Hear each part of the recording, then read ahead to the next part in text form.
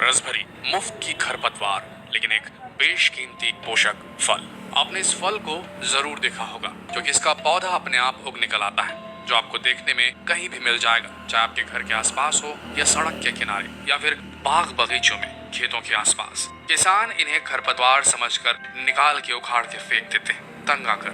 लेकिन आप ऐसा बिल्कुल ना कीजिएगा क्योंकि ये पोषक तत्वों से भरा हुआ फल आपके शरीर की बहुत सी प्रॉब्लम्स को सॉल्व कर सकता है। रसभरी इस वनस्पति में इतने स्वास्थ्यवर्धक और रोग निवारक गुण होते हैं कि अब वैज्ञानिक शोधों ने भी इस पे अपनी मुहर लगा दी है। दुनिया भर में रसभरी के अलग अलग नाम हैं। इसके वानस्पतिक नामों में फाइसियालिस परयूविना, फाइसियालिस टोमेंटोसा, अलग अलग देशों में अलग अलग नामों से इसे पुकारा जाता है। भारत में रसभरी को मकाओ, रसपरी, तिपारियो, तिपारी और चिरबोट जैसे नामों से पुकारा जाता है। पोषक तत्वों का भंडार है ये फल। जिस रसभरी को लोग खरपतवार मानकर फेंक दिया करते हैं, उखाड़ के निकाल दिया करते हैं, उसकी 140 ग्राम की आहार मात्रा में नित्य जरूरत का विटामिन B3 24.50% तक मिल जाता है। विटामिन C 17.11% यानी कि नींबू से 2 गुना होता है इसके अंदर। विटामिन B1 12.83%, वो आयरन 17.50 तक मिल जाता है। इसके अतिरिक्त इसमें protein, phosphorus, calcium, vitamin A व B2 भी प्रचुर मात्रा में रहते हैं। इसमें मिलने वाले विशेष वानस्पतिक रसायन ही इसे विशिष्ट बनाते हैं, जिसमें फाइसियालिस, एंथोसाइनिन्स, एल्कोलॉइड्स, विथेनोलॉइड्स और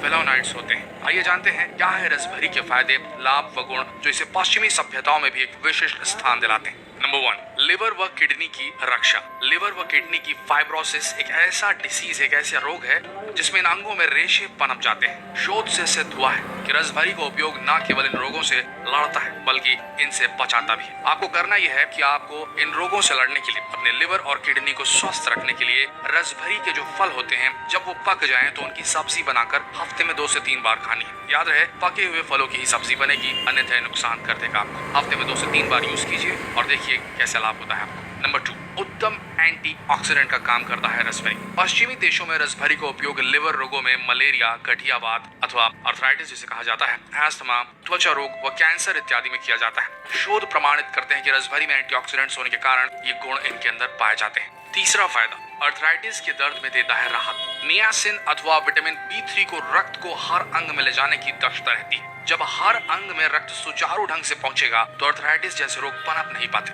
रसभरी में नियासिन की प्रचुरता के कारण इसे अर्थराइटिस के लिए रामबाण माना जाता है। नंबर 4, समझ परख की कमी में लाभकारी। उम्र के बढ़ाव के साथ हमारे समझ परख तंत्र में एक प्रकार का प्लाक हो जाता है, पतली हो जाती है, वो ग्रसित हो जाती है, जिसके कारण हमें समझने, परखने व याद रखने में परेशानी होती, कॉग्निशन खराब हो जाता है। बड़ी उम्र के इन रोगों में अल्जाइमर्स व स्मृति भ्रंश जिसे डिमेंशिया कहा जाता है, ये होते हैं। रसभरी कई प्रकार के एंटीऑक्सीडेंट से भरी होती है, जिनमें कुछ विटामिन C पर निर्भर होते हैं। ये एंटीऑक्सीडेंट उम्र के बढ़ाव को रोकते हैं और समझ परखने की, कॉग्निशन में होने वाली प्रॉब्लम्स की कमी को भी ठीक करते हैं। नंबर 5, आंखों के लिए बहुत लाभदायक है रसभरी।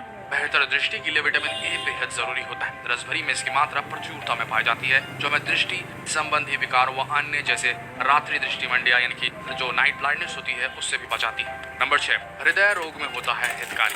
रसभरी में विटामिन B1 जिसे थायमीन कहते हैं, ये बहुत ज्यादा मात्रा में मिलता है। ये विटामिन एसिटिलकोलिन के निर्माण के लिए उत्तरदायी है, जो हमारी कोशिकाओं में आपसी संवाद यानी कि इंटरकम्युनिकेशन स्थापित करने के लिए जाना जाता है। जब कोशिकाओं का आपसी संवाद बिगड़ता है, जब कम्युनिकेशन बिगड़ता है तो हृदय रोग जैसे विकार पनपने लगते हैं। B1 से परिपूर्ण होने के कारण रसभरी हृदय रोग से बचने में हमारी सहायता करता है। हृदय रोग के लिए भी आपको यही करना है कि इसके फलों का नियमित रूप से, जो पके फल हैं रसभरी के, उनका रोज सुबह उठकर 2 से 3 रोजाना खाएंगे तो आपके जो हार्ट है इसे ये एफिशिएंट बनाए रखने में, इसकी ताकत को बनाए रखने में मदद करेगा। दूसरा जो एक प्रॉब्लम होती है आजकल जो बहुत ज्यादा कॉमन है, जिसको बोलते हैं अपन एरिथमिया, यानी कि हार्ट जो बीट्स होती है उनका इरेगुलर होना, उसमें भी ये बहुत ज्यादा फायदेमंद होता है।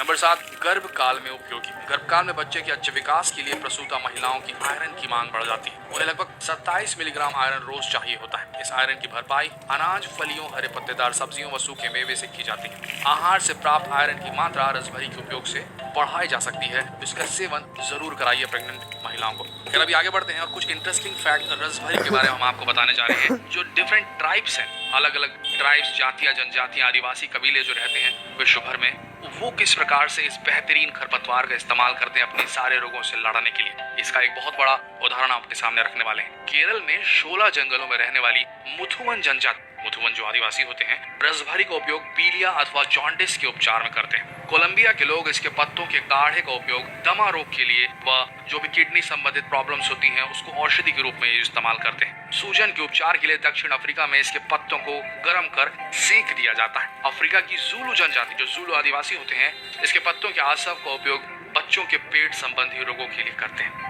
तो दोस्तों ये सारी जानकारी काफी होगी आपको ये बताने के लिए, समझाने के लिए, समझने के लिए कि रसभरी एक खरपतवार नहीं बल्कि एक जबरदस्त औषधि है जिसे आपको अपने घर के आसपास जरूर लगाना चाहिए। अभी जान लेते हैं कैसे करें इसका उपयोग। पके फलों का सीधा उपयोग करें। फ्रूट सलाद के रूप में ताजा या जैम या चटनी सॉस बनाकर इसका उपयोग आप साल भर कर सकते हैं। आप चाहें तो इसे आइसक्रीम या कस्टर्ड व्यंजनों में मिला सकते हैं। फलों को सुखाकर किशमिश बनाकर साल भर के लिए उपयोग कर सकते हैं। बस एक बात का ध्यान रखिए कि इसके कच्चे फलों का इस्तेमाल आपको नहीं करना है। ये सावधानी आपको बरतनी पड़ेगी क्योंकि जो कच्चे फल इसके होते हैं वो हल्के से विषयुक्त होते हैं जो कि आपकी सेहत के लिए बिल्कुल भी लाभकारी नहीं होंगे बल्कि नुकसान पहुंचा सकते हैं। तो दोस्तों ये थी रसभरी से जुड़ी वो जानकारी जो आपको जाननी जरूरी थी। तो जितना हो सके